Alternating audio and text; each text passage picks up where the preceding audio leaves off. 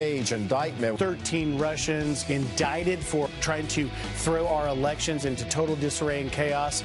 This particular indictment is mostly good news for the president. This indictment does not deliver what a lot of the critics on the left were hoping for. The FBI under pressure after a stunning admission. The agency confirming that it failed to follow up on a tip about the accused Florida school shooter Nikolas Cruz. The president weighing in on the FBI, very sad that the FBI missed all of the many signals sent out by the Florida school shooter. Get back to the basics and make us all proud. When President Trump meets with our nation's governors in just a few short weeks, he will make the safety of our nation's schools our top administration priority. But to the inside, it's Elliott Sandler. A photo finish.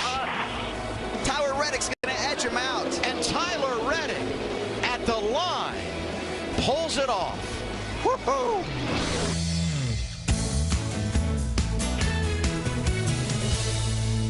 Let me show you how country feels. Put your hair down. Get you some of this laid on back. Kick your shoes off, kick them off. Get you some of this slow down. Good morning, that's how country feels. That is how country feels. For a kid from Memphis, Tennessee, I love it. Growing up listening to country music. And Todd Pyro joins us in Rachel's earrings, still leading the show on the highlight this morning. Pour your cup of coffee and check out Rachel's earrings. Todd says they look like bait. No, they look like fly fishing. You know, when you fly fish, they look like fly fishing lures. Amazing stuff. But we have a lot to get to here on an extremely busy weekend, an extremely busy Sunday morning. And, of course, the president kicking it all off with his tweet. And, obviously, the focus today really is Not just one, by the way. He had a few, He's been very busy. Right, because yesterday, 13 Russians were indicted. Right. I'm sorry, on Friday. 13 Russians indicted, 3 Russian companies also indicted. But Rod Rosenstein saying, hey, listen, no collusion. He's the AG. He's saying no collusion, no impact on the... knowingly. Yes, but... And no impact on the election. And the president saying... Come on. Yeah. They're laughing at us in Russia. Here's what he has to say. If it was the goal of Russia to create discord, disruption, and chaos within the U.S., then, with all of the committee hearings, investigations, and party hatred, they have succeeded beyond their wildest dreams. They are laughing there. I'm not going to say it in case you have kids in the room. Off in Moscow. Get smart, America. And boy, does that statement just say it as simply as possible. Right, because if you were if the goal was to create discord and create a situation where people start to not trust democracy or our institutions, boy, the Democrats and the media have fallen hook, line, and sinker into this. And until we end all this Russia stuff, all this Russian collusion and all the things that the media is pushing, the Russians are winning. Right. And the president's not just saying he's frustrated. He's pointing out the fact that Americans are frustrated the way that this story is playing out, these indictments. And another thing that the president tweeted was the ad guy for Facebook, right, who was manipulated by the Russians, Facebook being the biggest sucker. Yeah. The president retweeting the ad guy, Rob Goldman, who's pointing this out. Here, let me just show him to you, right? This is Rob Goldman from Facebook. The majority of the Russian ad spend happened after the election. We shared that fact, but very few outlets have covered it because it doesn't align with the main media narrative of Trump in the election. Another from Goldman saying most of the coverage of Russian meddling involves their attempt to affect the outcome of the 2016 U.S. election. I have seen all of the Russian ads, and I can say very definitively that swaying the election was not the main goal. It was otherwise to simply throw our political system into chaos. By the way, Rob Goldman now in the crosshairs of the resistance for saying the truth, that these ads came out, most of them after the election, had no impact. And if you actually saw the ads, we put a lot of them up yesterday when we on Fox and Friends, they were laughable. I mean, really silly kind of stuff. And if there's one takeaway that I have over the course of the last 48 hours, it's this mainstream media narrative that the president does not acknowledge meddling. I want to play this soundbite for you right now. This is Jerry Nadler, who has a horrific historical comparison, and then we'll break it down. Here's Jerry Nadler, Democrat congressman from New York. This is a very serious attack against the United States by a hostile foreign power, an attack against our election process, our entire governing process, that we know that the attack is continuing. The president and the Republicans in the House, for that matter, refuse to do anything about protecting us from an attack. Imagine if FDR had denied that the Japanese attacked us at Pearl Harbor and didn't react. That's the equivalent. This is so insane. He's not saying that the Russians didn't meddle. He's saying, I didn't collude with them. Well, he literally just said in the tweet that we read literally 2 minutes ago, he acknowledges the Russian meddling in our democracy. So this is offensive on two levels. One, it is wholly inaccurate. But two, let's take a step back. Thousands of people died on December 7th, 1941. Right. It is a horrific day in our history. It really did change the course of the world forever. And to compare these two things really demands an apology. And let's give it some context here. This isn't just a member of Congress. This is the ranking member, the ranking Democrat on the Judiciary Committee, one of three committees that is looking into the Russian collusion story. And the people that watch that believe it. And so what the president is saying is that Democrats are doing the job of the Russians to cause chaos in our political system, to further divide the partisan division that we have in this country. And comments like that from Congressman Nadler should be, in my observation, rightly criticized, because he's speaking very serious. Aside from the absurd comparison, which is reaching too far, considering the death of 2,000 Americans, but this is a player in the process. This is the ranking Democrat on the Judiciary Committee trying to, in the president's opinion, do the Russians' job. He's signaling. I mean, if the Democrats win the House in the next midterm election, this guy, Congressman Nadler, will be the head of the judiciary, and he is signaling that he is going to initiate impeachment hearings. I'm absolutely certain of that. And it's really interesting, too, because you talk about the Russians. What has Trump done versus what the Obama administration has done to frustrate the Russians on the real geopolitical aims or goals? I mean, he's President Trump building up the military, President Trump opening up Anwar. We are now major competitors in the oil market with the Russians, something that wasn't happening before he did that, before he expanded fracking as well. We just killed 200 Russian mercenaries in Syria. We're absolutely pushing back on Russian interests in Syria. So you can talk all you want about a few Facebook ads that came out after the election, the majority of them, but when you talk about Russia as a geopolitical foe, there's only one administration, not the Obama administration, the Trump administration, that's been doing the job against the Russians. Great point. And to that point, I kind of think the Democrats and the mainstream media want the president to become a hacker. You know, the president's job literally is diplomacy. He's not sitting there at a computer trying to do counterterrorism on his computer. That's the job of the CIA and the counterintelligence units. And quite frankly, we don't know what they're doing behind closed doors, nor should we.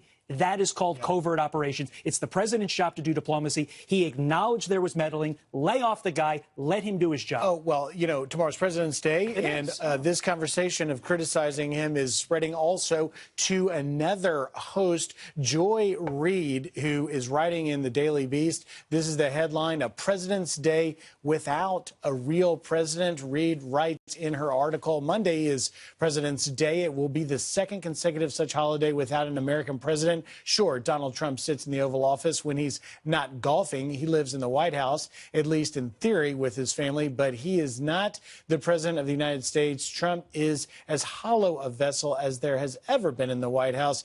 His rule lacks even a shred of moral authority. A giant word salad of ad hominem attacks. Word salad was good. And it's the strategy of the left, right? I mean, they said as soon as he was elected, by the way, they wanted to impeach him before he even took office. And then they said, listen, we're going to resist. We're not going to normalize this presidency. And we're going to do all this Russia collusion stuff to try and delegitimize him. That's what this is about. And you see that the Democrats are frustrated. They were waiting for this Mueller indictment to come down. And the indictment says that the president has been vindicated, that there was no collusion between his campaign and the Russians. And now what are the Democrats like Joy Reid going to do? They have nothing to run on. So now they just have to go, well, he's not really a president. He's not really a president because they don't have Russia anymore. And this plays right into the hands of the Russians. Because the Democrats like Joy Reid can't see past their Trump derangement syndrome, they can't see the truth. They can't see the facts. And so what is this doing? This is the undermining of democracy that the Russians were trying to accomplish, and they're accomplishing thanks to comments like that from Joy Reid. And the American people aren't stupid. They were never buying the Russian collusion story. The polls show that, and the polls also show that the American people are reacting very positively to the tax reform and the deregulation that has really jump-started this economy, and that's what people care about. That's a good point, and we got one more hour to talk about it, but first, Rachel's giving you some headlines. All right, we're going to turn now to some headlines, and we begin with a Fox News alert. 66 people killed, including one child, after an Iranian commercial plane crashed into a mountain overnight. Family members now awaiting more information from Asiman Airlines. Flight 3704 was flying from Tehran to Yasuj. Bad weather was reported in the area at the time of the crash.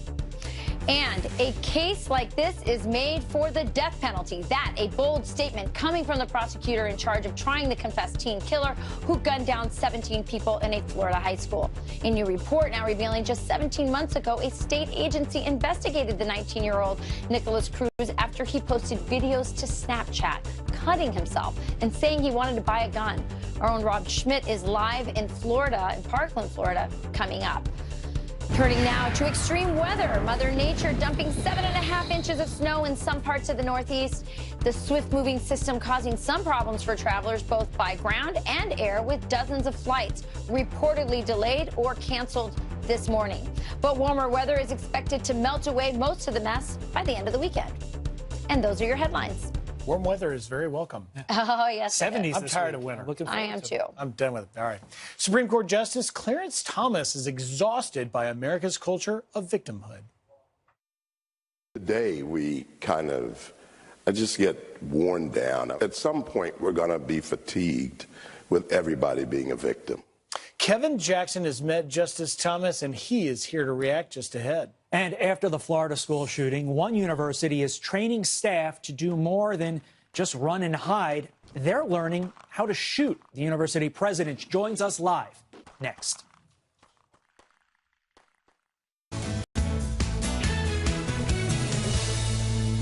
Following last week's school massacre, staff at one Florida university are beginning to be trained to do more than just run, hide, and fight. Several staff members at Southeastern University now carry a concealed weapon to school, giving them another method to keep their campus safe. Southeastern University President Dr. Kent Engel joins us now with more. Thanks for joining us this morning. So you're saying... Thanks for your invitation. You're welcome. You think that teachers should be carrying weapons? Absolutely. At the heart of this issue is to be committed to providing a safe and secure learning environment for our students, our faculty and staff. And to engage in this helps us to create a layer of safety in terms of response, rapid response, to hopefully reduce loss of life. You know, Dr. Engel, I want to ask you, we spoke yesterday with two members of the football team talking about that hero coach, Coach Feist. And Coach Feist is also a security guard in his own right. And I asked those students whether or not Feist would have made a difference had he had a gun, had he been armed. And the answer they said was 100%. So I ask you, as you try and push for this to be a Florida standard operating procedure, do you anticipate you'll have the support to make it happen? I think so. When, again, you get to the heart that you're trying to save lives, we want to do everything we can to create that layer. And when you think about faculty and staff being armed, you have to realize they're highly trained. I mean, they go through 100 hours of firearm safety and actual intentional training on how to confront a killer. And then you add on top of that 32 hours of deadly force training. I mean, they are ready to engage a killer should they walk on our campus. And then they're sworn in by our sheriff to actually be a volunteer special deputy. So, again, we create that layer of protection that hopefully will engage that killer as soon as possible. Dr. Engel, how do you respond to critics who say adding guns to a campus really does create a slippery slope? How do you respond to that? Well, first of all, we have to go back again to the argument that it's about saving lives, and then it's about the training. We're not talking about a free-for-all, everyone having access to guns. We're talking about enforcement officers who know exactly how to engage that active shooter. And that's why we created this particular layer. We entered a contractual relationship with the sheriff right after the Sandy Hook incident with intentionality that we would actually have sheriff officers on campus setting up a command post every single day to provide that protection for our students. So what kind of feedback are you getting from people with your idea? Well, it's been overwhelmingly supportive, especially from parents. I'll tell you, when parents walk on our campus and they bring their sons and daughters to check out our university, you actually, when we have Q&A sessions, you can actually see the fear in their eyes. And these parents, the number one question they're asking, what are you doing to make sure our children are going to be safe, our young people are going to be safe? And when we are able to share with them about these layers of security, and especially this Sentinel program, you can start to see the fear kind of dissipate out of those eyes. They know we're doing everything we can to have an impact in reducing injury and loss of life. All right, Dr. Engel, thank you very much. Just one quick last question, that is, has your staff pretty much, by and large, indicated they want to carry guns? They do. They have stepped up to the plate because they know how serious this issue is. And again, it's all about providing safety and security. All right, Dr. Engel, thank you very much for joining us. Thank you. All right, a campus protest against white nationalists turns into a rally against cops. Hey, cops! Hey, fascists, get the f*** up off our campus! Hey, cops! Hey, fascists, get the f*** up off our campus! Kevin Jackson's been talking to law enforcement across the country to get their side of the story. That's coming up next.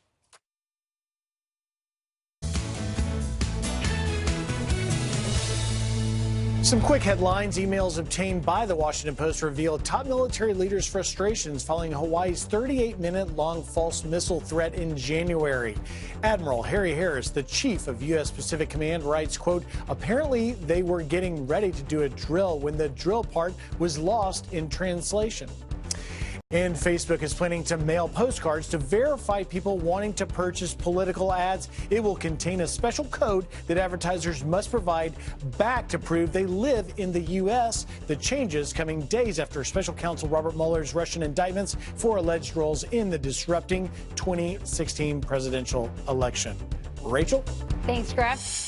In a rare public remark, Justice Clarence Thomas weighing in on America's exhausting culture of victimhood. Today, I just get worn down. At some point, we're going to be fatigued with everybody being a victim. When I was a kid, there were tons of people who were in really bad circumstances. My grandfather would not let us wallow in that. You always have to play the hand you're dealt. If you're dealt a bad hand, you still have to play it. Here to react, CEO of the Black Sphere and Fox News contributor Kevin Jackson. Good to see you, sir. Why is victimhood so dangerous for our society? Clarence Thomas nails it. I was with Justice Thomas about 3 years ago on my birthday, and he's outlined it. Look, we can't all be Chippendale dancers and Victoria's Secret models. And, the world is going to deal you a hand, like he said, and you've got to play that hand. And what's interesting about this is that, the left is constantly looking for a reason for people to feel bad when we should be encouraging our kids. And encouraging individuals anyway. I don't even understand this mentality. No matter whether you're at a job or your parents are telling you something, people should feel as if they can achieve. And what we've got is this culture that says, no matter who you are, you can be looked at as a victim. Colin Kaepernick, a multimillionaire black football player, half black, is a victim. And a victim of what? So he's exactly right. America is sick of it. We're to the point of exhaustion because it doesn't matter whether you're a woman, there's a gender bias. If you're black, there's a color bias. If you're Latino, there's a country bias. But we don't want you here from Mexico, there's always going to be a bias. People are tired of it. Yeah, I think people are exhausted with the victimhood narrative. I think it goes hand in hand with the racist one as well. And it's exhausting. Listen, another topic that's coming up, anti-white supremacy protesters attacking the police who were there to protect free speech and calling them names. Yeah, so we've been going around the country. We've got a movie coming out on September the 7th called Bleeding Blue. You can see it at bleedingbluemovie.com. And you know what's really sad about what's going on around campuses is these are the people that are breaking up, you know, the various issues that occur. So they're keeping separate groups separate. These are police officers who are human beings that are doing their jobs. And you've got kids that are being taught that the good guys are the bad guys. And who do they protect? They protect people that come into this country to do us harm, whether it's bringing drugs, whether it's human trafficking, and all these different things. They will stand up for those types of people and won't even protect the men and women in blue who go out every day and run into harm's way to protect these clowns. It's amazing to me that we let them get away with it. Kevin, when I saw this video, a pair of questions was in my mind. And it really comes down to this. Are these people this stupid, or is this really part of an agenda that no matter what the cops do, they're going to be anti-cop? Because, again, these cops were there to protect them. Yeah, it's actually both. Believe it or not, I get asked this question a lot. Are liberals and leftists, are they really this stupid? Do they really believe what they're being told about police or whatever? And the answer, short answer is, yes, they are that stupid. They do believe it. And it's being taught that the police are the bad guys, but, you know, the thugs that are going around committing crimes, they're the good guys. And what's interesting about this particular protest is they're essentially treating the police as if they are white supremacists or, you know, white nationalists or whatever, because when you look at what this is all centered around, it's centered around the lie of the Black Lives Matter movement and the idea that cops are beating up black people in droves. That has been dispelled with every fiber of every statistical, you know, thing dispels that myth, yet we're still talking about it, and people want to make that an issue. Look, Kevin, they're calling cops fascists. They're calling them pigs. They're dehumanizing them, and I think there's a connection between what we see, the deaths of police officers. I mean, you talk to cops all over the country. What are they saying about this? I would tell you that they're demoralized to a degree, but they're really not. And quite honestly, I've said to police officers around the country, I really wish that everybody that objects to who you guys are, you could just disappear and let them fight it out. If the police didn't show up to this campus, who knows what would happen? Great point. These would be the first people begging for the police to come. Look, you don't have to watch a whole lot of police shows to understand these are the guys that show up in the neighborhoods consoling anybody, but particularly black mothers and grandmothers and fathers in disproportionate numbers. So, you know, we gotta start showing more respect. Well, we just buried a police officer whose baby died, was born 4 days after his funeral. So we know that there's a problem. Thank you for joining us, Kevin. Got to leave it there. Thank you so very much. All right, trained by the NRA, the media running wild with this claim about the Florida shooter. But it turns out, shockingly, it's the mainstream media. It's incredibly misleading. We've got the facts for you. Plus, Attorney General Jeff Sessions says he did the right thing by recusing himself from the Russia investigation. He said that to our own Maria Bartiromo, and she's here with a preview of her exclusive interview next. Hi, guys. How are you? I'm high on believing that you're in love with me. I believe I did the right thing, the only thing I could do. I participated in this campaign, and as such, under explicit regulations of the Department of Justice, no one can participate in the investigation of a campaign in which they were an active participant. Once again, the host of Sunday Morning Futures, Maria Bartiromo, has brought us a huge interview. It was Nunes last week. This week, it is Attorney General Jeff Sessions there talking about recusing himself. Yeah, and you know, there's so much debate about this. Should he have recused himself now that we look back and we see the wrongdoing that was happening around the Hillary Clinton email investigation and, of course, the FISA court abuses? Look, he did recuse himself, as you just heard. He's defending that decision. But he also said all of this wrongdoing, we will get to the bottom of it. He mentioned Michael Horowitz, the Inspector General, and how he is going to be relentless and tough. And when there are felonies, which we talked about, because there already have been felonies, by the way, the leaking of classified information is a felony. And he said he's going to make sure to get to the bottom of it, even though he has recused himself. So we asked Corey Lewandowski earlier in the show what he thought about your interview with on this topic with Sessions. So we'll take a look at that. Jeff did come out and travel with us, but an active participant in the campaign might be a stretch other than being a surrogate every now and then to say a few words about the president. I think Attorney General Sessions should have disclosed to the fact that he was going to recuse himself because, look, this Mueller investigation has been all-consuming. It's cost the taxpayers tens of millions of dollars, and what we've seen from Rod Rosenstein just this week was that the Trump campaign had nothing to do with it. So let's end the investigation. Let's let Jeff get back to doing his job of being the Attorney General. Maria, also, do you speak with Attorney General Sessions about the FBI, the larger problems? We were talking off the air about President Trump's tweet that really you've got an agency in disarray, let alone crisis. We did. And, you know, he was very upfront and admitting that there were obvious failures, the FBI. And now we know that a month before the actual shooting took place, that they did get this tip. So, you know, he seemed to understand the issues that people are upset about around the FBI and has committed to ensure that he will get to the bottom of it, or Rod Rosenstein will get to the bottom of it, and Michael Horowitz. So he said, look, we're going to be relentless. We're going to make sure justice is served. I was very impressed with him, actually. And, you know, I've been among the more critical people saying he should where is he? Right. He's MIA.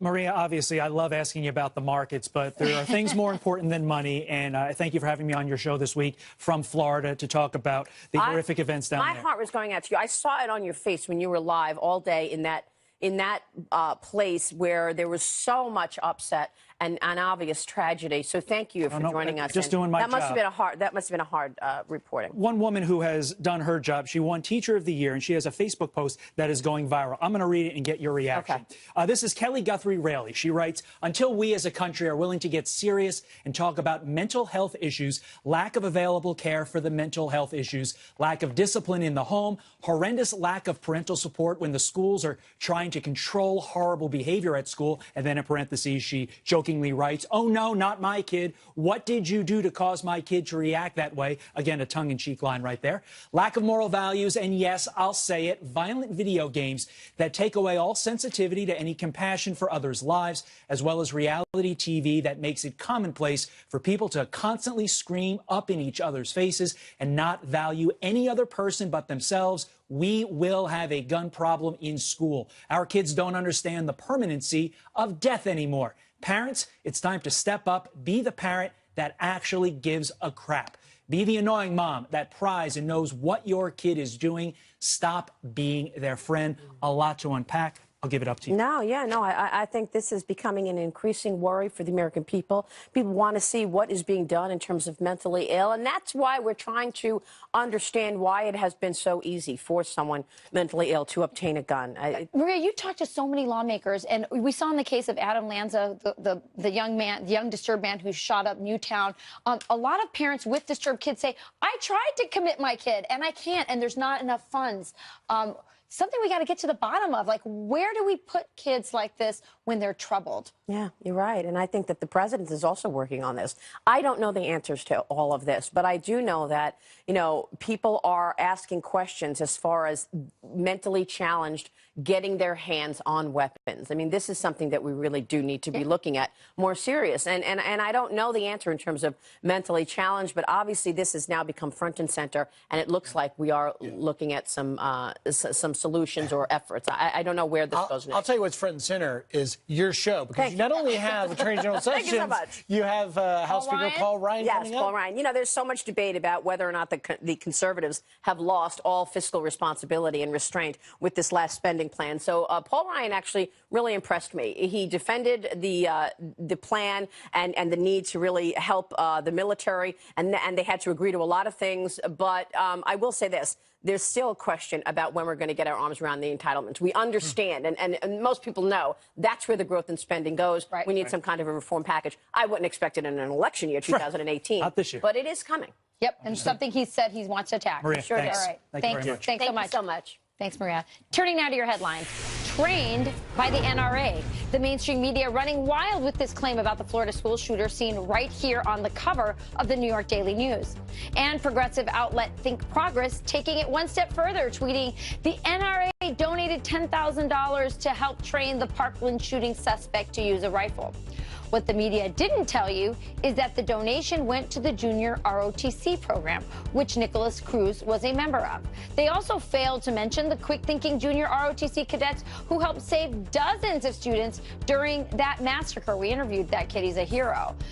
Former President Bill Clinton ready to weigh in on an upcoming federal court decision to unseal records related to his Monica Lewinsky scandal. His lawyer saying Clinton wants to, quote, present his position about the possible release, which would include grand jury subpoenas. The secret documents stemming from the independent counsel Ken Starr's probe have remained private since 1998. Shocking video capturing a 2-year-old tumbling onto subway tracks seconds before a train arrives. A student heroically jumping on the tracks, lifting the child to safety at one of Milan's busiest subway stations. The mother thankful for his brave actions. The child miraculously not injured. And those are your headlines. Boy, your heart just stops there. All right, this football coach hailed a hero for saving students' lives during the school shooting. His players now honoring him the only way they know how, by playing their hearts out on the field. Rob Schmidt shares their story